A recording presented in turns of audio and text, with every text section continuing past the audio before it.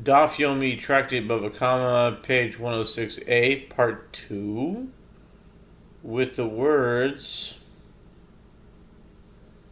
the Gemara asks, but Rav quoted a verse, Viha Amar Rav Kra Amar.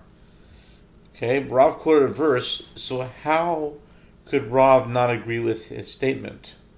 The sages said in response, this verse was not written to teach the ruling of Rav, rather it comes to teach the halacha that all those discussed in the Torah who are required to take oaths and do not pay, as the verse should be interpreted as follows.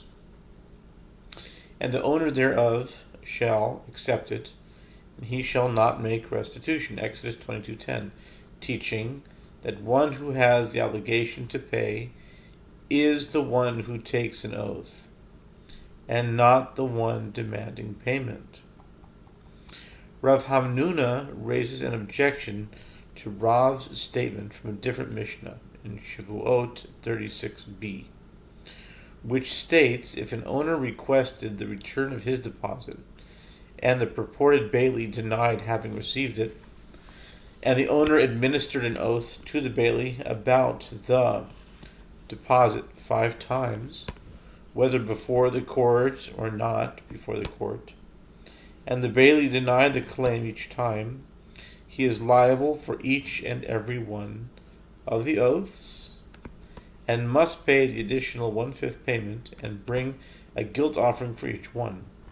And Rabbi Shimon says, what is the reason?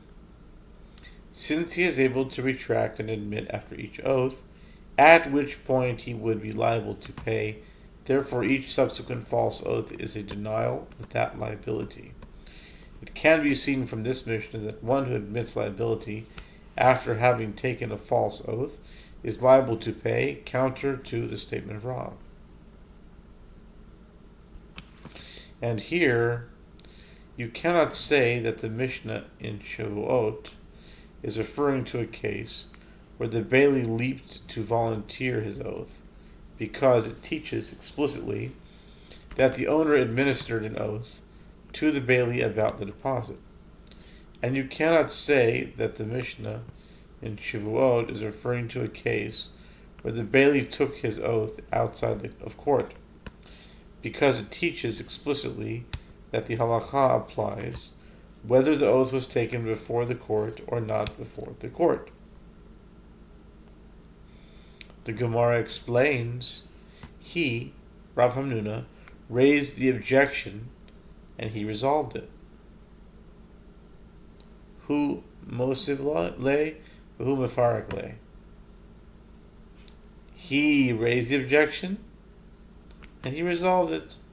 The Tana teaches it disjunctively. In other words, the rulings of the Mishnah are stated with regard to different circumstances. Where it teaches that the owner administered an oath to the bailee about the deposit, that is referring to outside of court, and when it discusses an oath taken before the court, is referring to a case where the bailee leaped and volunteered his oath. Therefore, the Mishnah does not discuss the case with regard to which Rav issued his ruling, where the bailee was forced to take an oath before the court. Rava raises an objection to Rav's statement from a Braita.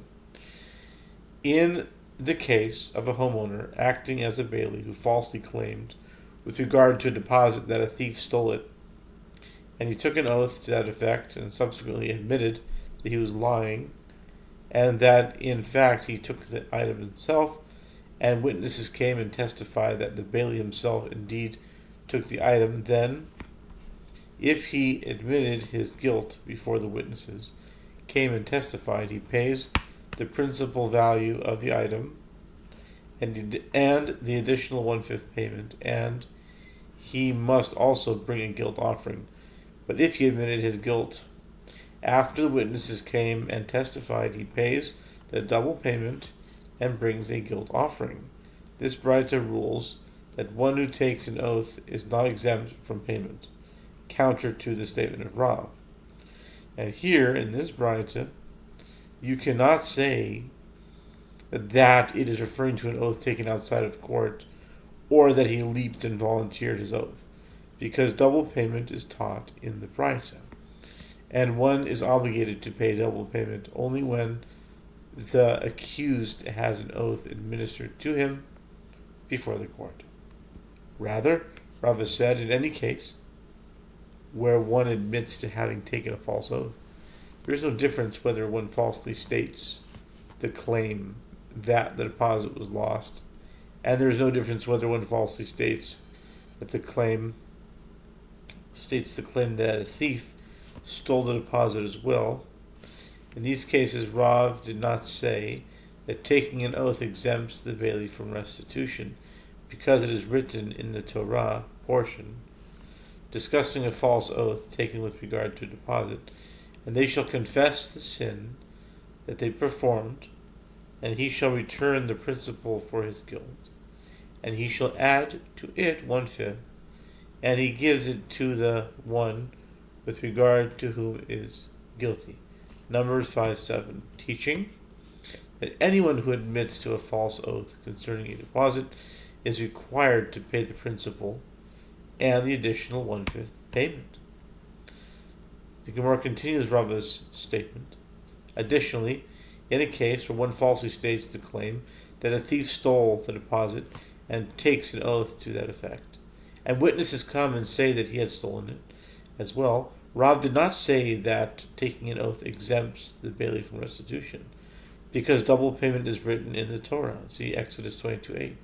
When he says that taking an oath exempts the bailee from restitution, it is in a case where one falsely states the claim that the deposit was lost and takes an oath to that effect and did not admit it, and the witnesses come and testify that he had stolen it. The Gemara relates, Rav Gamda went and said that halacha before Rav Ashi. Rav Ashi said to him, now consider, and even Rav Hamnuna, who was Rav's student and knew that Rav says that only one who takes a false oath is exempt from paying restitution, even in a case where he admitted it. And Rav Hamnuna therefore challenged him from a Mishnah that teaches that one is not exempt in a case where he admitted it. And you say that Rav did not say this halacha in a case where one admitted that he took a false oath? Presumably, Rav Hamnuna, as Rav's student, was aware of the scope of his teacher's ruling. How then can you limit it as being narrower than Rav Hamnuna's interpretation? Rav Acha, the elder, said to Rav Ashi, Rav Hamnuna did not raise a difficulty against Rav with regard to the case of one admitting to having taken a false oath. Rather, with regard to the case where witnesses came after he took the oath. And this is what is difficult for him.